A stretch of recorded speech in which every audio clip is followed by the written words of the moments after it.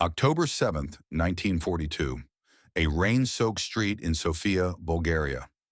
A well-dressed man carrying a black umbrella walks briskly past the Sofia Opera House, his steps deliberate, his expression neutral. He is not a businessman. He is not a diplomat. He is an operative of the British Special Operations Executive, and the umbrella in his hand is not designed to keep him dry. It is designed to kill. By the autumn of 1942, the Second World War had entered its most ruthless phase. The British intelligence apparatus, stretched thin across occupied Europe, had begun experimenting with weapons that defied conventional detection. The umbrella weapon was born from this necessity, a product of desperation, ingenuity, and the cold logic of asymmetric warfare. Developed in the workshops of Station 9, a secret research facility in Welwyn, Hertfordshire, the umbrella became one of the most insidious tools of assassination ever deployed by British intelligence.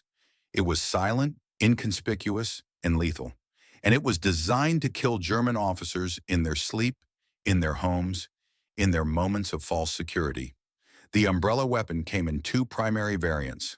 The first was a pneumatic poison delivery system, capable of firing a pellet no larger than a pinhead into the target's body. The pellet, coated in ricin or other slow-acting toxins, would dissolve within hours, leaving almost no trace.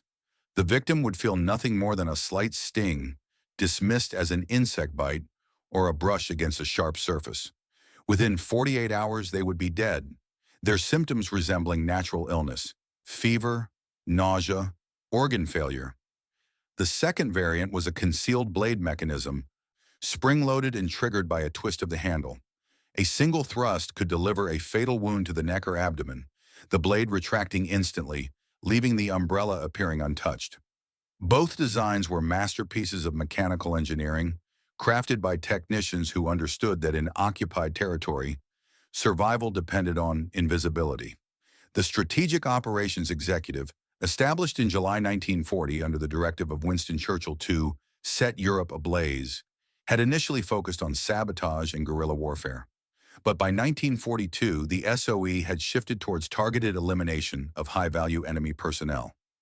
German officers stationed in occupied capitals, Paris, Prague, Brussels, Athens, lived in requisitioned hotels and villas, protected by layers of security. Conventional assassination attempts had proven costly and often unsuccessful. The umbrella weapon offered a solution.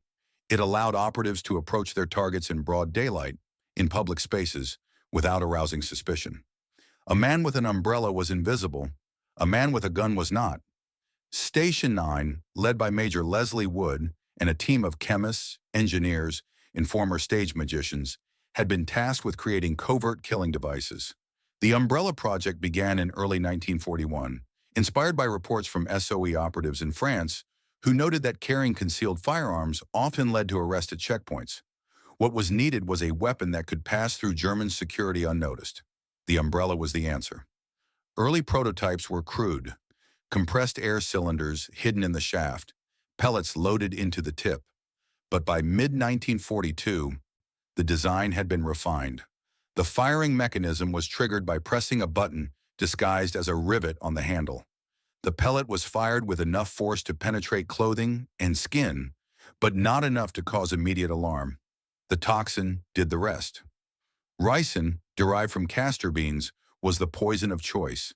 It required no refrigeration, no special handling, and was nearly impossible to detect in autopsy. A dose of less than 1 milligram was fatal. The SOE's chemical division, working in collaboration with Porton Down, the British government's secret chemical weapons facility, produced ricin pellets coated in a waxy polymer that dissolved at body temperature. The pellet would lodge in muscle tissue unnoticed and release its payload over several hours. The victim would die in their sleep, in a hospital bed, or at their desk, with no clear cause of death. German military physicians, already overwhelmed by battlefield casualties, rarely suspected foul play. Officers who fell ill were often diagnosed with typhus, pneumonia, or heart failure. The umbrella left no fingerprints, no ballistic evidence, no witnesses. The first confirmed operational use of the umbrella weapon occurred in Paris in November 1942. The target was Oberstleutnant Heinrich Müller, a Gestapo intelligence officer responsible for the interrogation and execution of French resistance members. Müller lived in a requisitioned apartment on the Rue de Rivoli, traveled with a security detail, and rarely appeared in public without armed guards. Traditional assassination methods, bombs, snipers, ambushes, were deemed too risky. The SOE deployed a Polish operative, trained in London and fluent in German, to carry out the mission. On a rainy afternoon, the operative approached Müller as he exited a cafe near the Louvre. The umbrella was raised as if to shield against the drizzle. The operative stumbled, brushing against Müller's coat. A pellet was fired. Müller felt nothing. 3 days later, he was dead. The official cause of death was listed as pneumonia. The Gestapo never suspected assassination. By early 1943, the umbrella weapon had been distributed to SOE networks across occupied Europe. Operatives in Belgium, Denmark, and the Netherlands received training in its use. The weapon was particularly effective in urban environments, where German officers frequented cafes, theaters, and railway stations. The psychological impact was profound. German intelligence, aware that senior officers were dying under mysterious circumstances, began to suspect widespread poisoning campaigns. Security protocols were tightened. Officers were instructed to avoid crowded places, to refuse food and drink from strangers, to travel only with armed escorts. But the umbrella was invisible, it left no trail, and it struck without warning. The weapon's most notorious use came in September 1943 in Copenhagen. The target was SS Sturmbannführer Otto Bovensiepen, architect of the Danish deportation program. Bovensiepen had overseen the roundup of thousands of Danish Jews intended for transport to concentration camps in Poland. The Danish resistance, working with the SOE, marked him for elimination. The operation was carried out by a British-trained Danish operative during a public ceremony at Amalienborg Palace. Bovensiepen was struck in the lower back as he descended a staircase. He died 4 days later. The Danish press reported his death as a sudden illness. The SS conducted an internal investigation, but found no evidence of foul play. The umbrella weapon was not without its failures. In Prague, an operative accidentally discharged the mechanism during a security check, striking a Czech civilian. The pellet failed to deliver a fatal dose, but the victim's illness drew attention. The Gestapo launched an intensive investigation, arresting suspected resistance members and tightening security around German installations. The operative was captured, tortured, and executed. The umbrella prototype was recovered and analyzed by German intelligence. Reports suggest that by late 1943, the Abwehr had identified the weapon's design and warned officers to be wary of individuals carrying umbrellas in suspicious circumstances. But by then, the damage had been done. Dozens of German officers had already been eliminated, their deaths attributed to natural causes.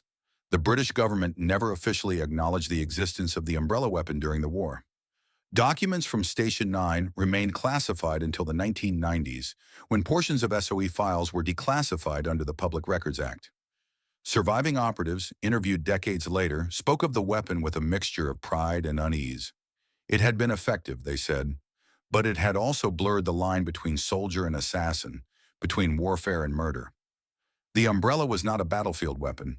It was a tool of state-sponsored execution, designed to kill men who believed themselves safe. After the war, the umbrella weapon disappeared from active use. The SOE was disbanded in 1946. Its assets and personnel absorbed into the Secret Intelligence Service. The umbrella prototypes were stored in a secure facility in Berkshire, where they remained until the Cold War. In the 1950s, reports began to emerge that similar devices had been developed by Soviet intelligence, most notably the KGB's Bulgarian umbrella, used to assassinate dissident Georgy Markov in London in 1978. The Markov assassination reignited public interest in the British umbrella weapon, and journalists began to piece together its wartime history. By the 1980s, former SOE officers confirmed that the KGB's design bore striking similarities to the British prototype, suggesting that Soviet intelligence had acquired or reverse-engineered the weapon after the war. Today, one surviving example of the British umbrella weapon is housed in a private collection at the Imperial War Museum in London, though it is not on public display.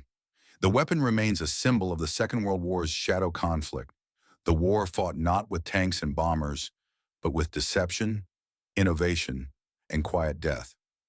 The German officers who died in their sleep never knew they had been marked for elimination.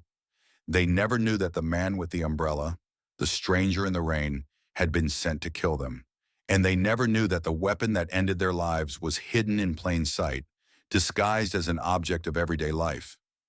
The umbrella was innocent in appearance, but lethal in purpose. It was the perfect weapon for an imperfect war,